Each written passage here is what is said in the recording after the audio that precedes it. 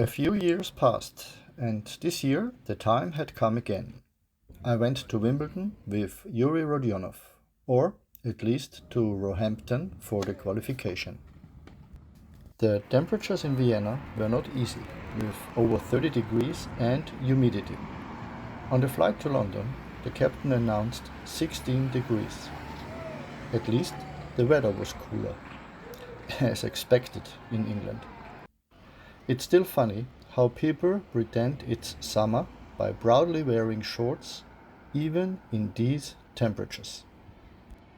The qualification in Wimbledon is not played on the main court, but in Roehampton, more precisely at the Bank of England Sports Centre. Every year, a large number of grass courts are made available there to host the men's and women's qualifying events. The quality of the courts is excellent, at least in the first few days. And, as expected, everything is very well organized down to the last detail. Players must submit their data and the data of accompanying persons before the start of the tournament. This makes registration on arrival and accreditation quick and easy. A large tent is set up just for this process. Bags are also checked in this tent every day when entering the facility. As soon as you enter the facility, you hear the special sound of the players' strokes on grass. Everything seems much more subdued, and it simply has a different flair. A huge number of courts have been prepared for matches and training sessions. The changing room for the coaches looks a little Spartan. Showers and toilets are in a separate room. The players have their own changing room with shower. Each participant in the qualification will also have a credit loaded onto their accreditation. This credit can be used in the restaurant for the players and coaches. The player decides whether the total amount is added to his accreditation or shared with an accompanying person. The food is good, and of course the typical strawberries are not to be missed. The water for practice is no longer available in plastic bottles, but each participant receives bottles that can be refilled in the players' area. Our hotel was in Earl's Court, not too far from the clubs. The rooms were small, as is usually the case here, but new and clean. The practice on the first day with Marchenko and Kovalik went well. Most of the time we had a court to ourselves so that points could be played. As always, Jurij's tennis looked good, but an important part is his adjustment. Sometimes he is too passive in important situations, sometimes too frantic and active. Jurij has the gift, not only playing black or white, but also being able to play in the gray area when it comes to the adjustment of his strokes.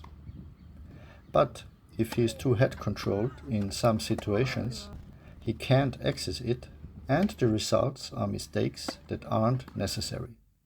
Doing the right thing should therefore take priority over the result. Easier said than done, and we are at Wimbledon after all. On the second day, we were allocated to practice courts in Southland. This small but beautiful facility is located right next to the All England Cup, therefore Wimbledon. The nets were set up at 10 a.m. on the dot, and practice could begin. The courts here are also of excellent quality for the first few days. Unfortunately, there are no changing rooms and no food, so there's not much to do here apart from practice.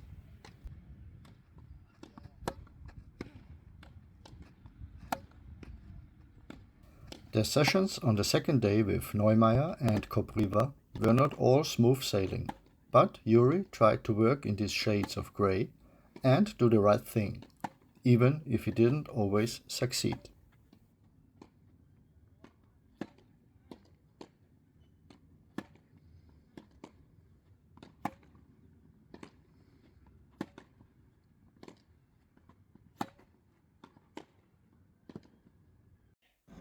Tennis fans are already interested in the qualifications.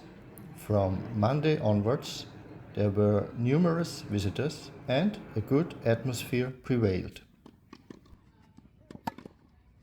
In the first round of qualifying, Jurij faced the Kazakh Sukayev. Jurij managed an early break and served for the set at 5-4. Up to this point, he had not made an unforced error in the match.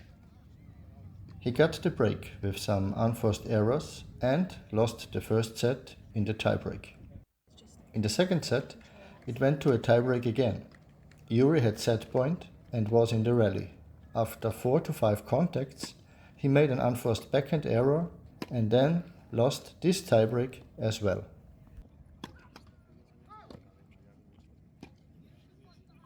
Needless to say, he was disappointed after the match, but maintaining the level under pressure is achievable.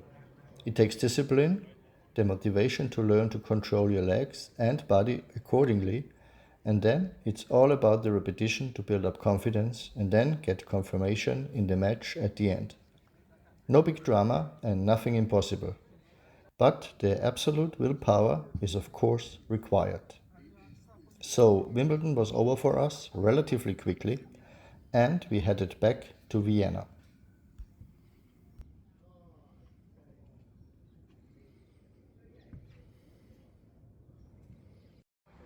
Back in Vienna, it was back to day-to-day business. Mate Dodig and Sebastian Sorger were also already in Vienna.